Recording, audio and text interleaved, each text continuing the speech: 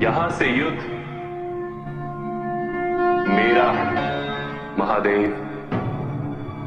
ये युद्ध यदुवंशियों और बाणासुर के मध्य।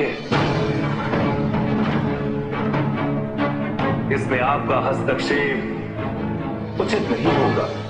बाणासुर की रक्षा का वचन दिया है मैंने, उसे युद्ध में हस्तक्षेप कहकर आप अनुचित करता है।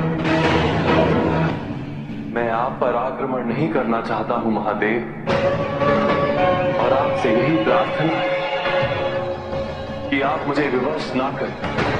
विकल्प अब भी आपके समक्ष है। यदि विकल्प ये है कि मैं अपने वचन का परित्याग कर दूं, तो मुझे ये स्वीकार है।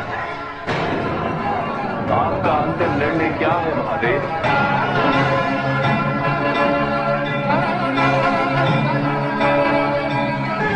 तो युद्ध होगा, होगा, अवश्य होगा। किंतु आप मुझसे श्रेष्ठ हैं महादेव, इसलिए युद्ध आरंभ करने से पूर्व मैं आपकी अनुमति मांगता हूं महादेव।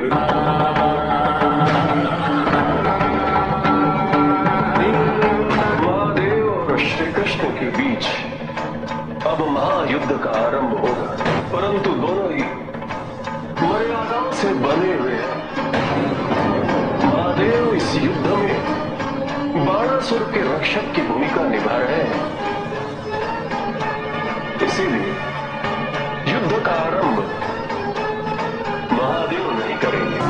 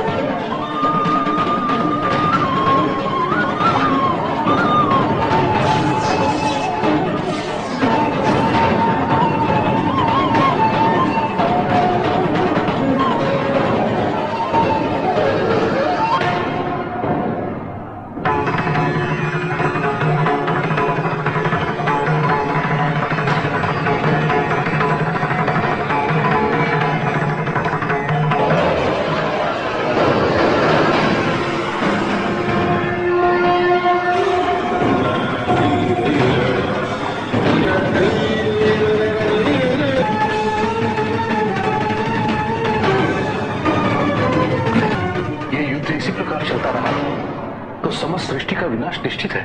श्री कृष्ण और महादेव को इस बात का बोध है नारद, वो दोनों स्वयं इस समस्या का समाधान प्रस्तुत करें।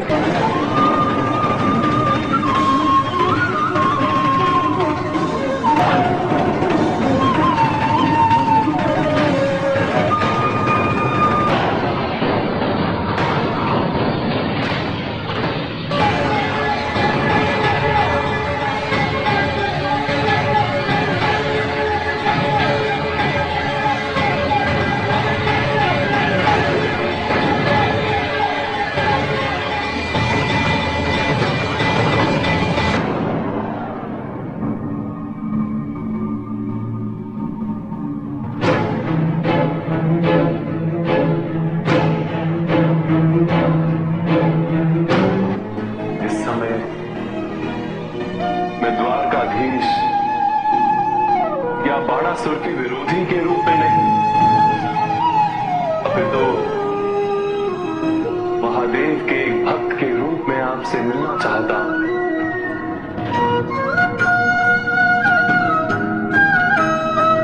इस क्षण की प्रतीक्षा तो मुझे भी है। आपने बाणासुर की भक्ति से प्रसन्न होकर उसके उद्धार हेतु जो भी संभव था वो किया, उसे वरदान दिया, बल दिया, संरक्षण दिया।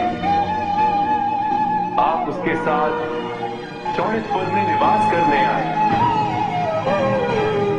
उसे पुत्री का सुख दिया, उषा के रूप में निरंतर उसका मार्गदर्शन किया है आपने, और अब केवल आप ही नहीं, आपके दोनों पुत्र और नंदी बाणासुर के संरक्षण हेतु इस युद्ध में सम्मिलित हो चुके हैं। मेरा निरंतर यही प्रयास था कि बाणासुर को अपनी भूल का बोध हो और अपनी क्षमताओं का ज्ञान हो। उसे यह ज्ञान हो कि वो अपनी शक्तियों को व्यर्थ कर रहा है। उसे यह ज्ञान हो कि अपने कुल की प्रतिष्ठा को बढ़ाने के लिए उसके पास सभी साधन उपलब्ध है। उसे तो केवल उचित उपयोग करना है। और जब उसने आपको निराश किया, तब भी उसका समर्थन क्यों महादेव? इस युद्ध में यदि बाणासुर विजय हुआ था, उसका परिणाम न केवल उषा तथा अनिरुद्ध के लिए, अपितु उन सभी के मनोबल के लिए उचित नहीं होगा जो अनैतिकता, अन्याय और अत्याचार के विरुद्ध युद्ध करना चाहते हैं। बाणासुर को दिए वचन से मेरा तात्पर्य उसे संरक्षण प्रदान करना, उसकी जय और पराजय का माध्यम बनना नहीं। पर सत्य तो यही है, जिसे आपका संरक्षण प्राप्त होगा वो अजय।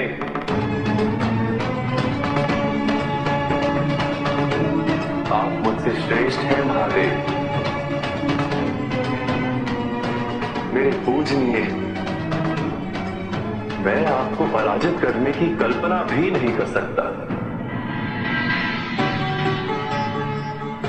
आपकी जय में ही यशोदानंदन की जय, यशोदानंदन की जय, सृष्टि की जय। तो सृष्टि की जय का उपाय भी आप ही बताएं पूज्यवर। देवकी नंदन, जब कोई आपसे श्रेष्ठ हो तो उसे प्रसन्न करने के लिए युद्ध से विरत के लिए 4 उपाय: आनंद, विनय, प्रशस्ति, आज्ञा और स्तुति। इनमें से किस उपाय से आपको सर्वाधिक प्रसन्नता होगी महादेव? इसका चयन आप करिए। मैं तो आपका भक्त हूं महादेव, आपकी स्तुति करना चाहता हूं।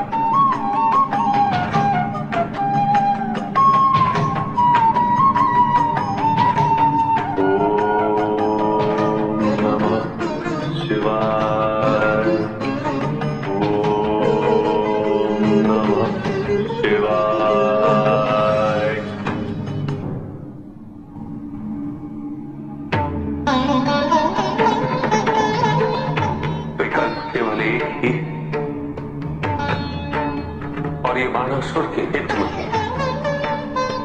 कि मैं इस युद्ध को समाप्त करने का उपाय बताऊं, और वो उपाय इसका उपयोग स्वयं मुझ पर करेंगे। जमरास्त्र, ये जानते हुए भी कि जमरास्त्र का क्या प्रभाव होता है महादेव?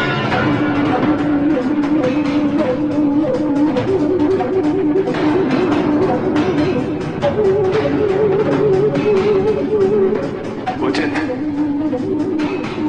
अब हमें रणभूमि में लौटना चाहिए।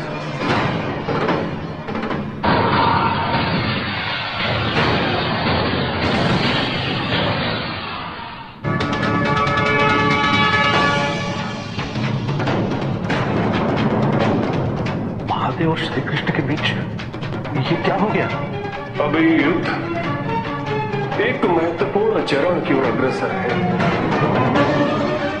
श्री कृष्ण अपने धर्मबड़ा अस्त्र से महादेव पर आक्रमण करेंगे ना? किंतु ये अस्त्र तो श्री कृष्ण ऐसा कैसे कर सकते हैं? महादेव के निवेदन पर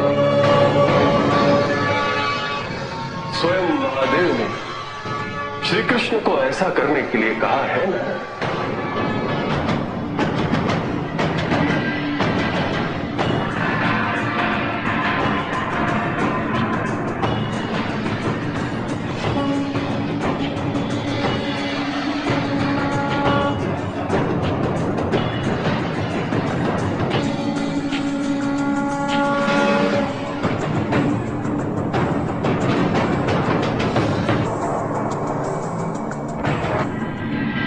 मुझे क्षमा करे महादेव, मैं जो भी कर रहा हूं आपके आदेश के अंतर्गत ही कर रहा हूं।